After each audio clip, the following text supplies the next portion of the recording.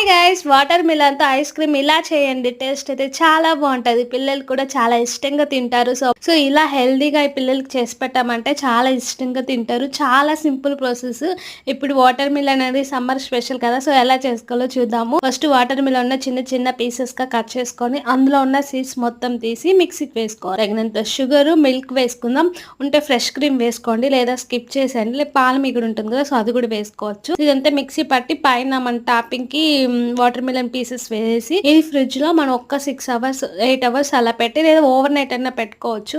తర్వాత తీసి కట్ చేసి పీసెస్ గా సర్వ్ చేసుకోవడమే. టేస్ట్ అయితే చాలా బాగుంది. చాలా డిఫరెంట్ గా ఉంది. చాలా టేస్టీగా ఉంది. సో బయట మనం తినడం కన్నా ఇలా హెల్దీగా చేసి పెట్టండి. పిల్లలకి చాలా ఇష్టంగా తింటారు. సో మీరు ట్రై చేశారా? ట్రై చేయకపోతే ఒక్కసారి ఇలా ట్రై చేయండి. చాలా బాగుంది. మీరు ట్రై చేసి ఎలా వచ్చిందో మర్చిపోకుండా కామెంట్ చేయండి. మీ ఫ్రెండ్స్ అండ్ ఫ్యామిలీకి కూడా షేర్ చేయండి. Thanks for watching.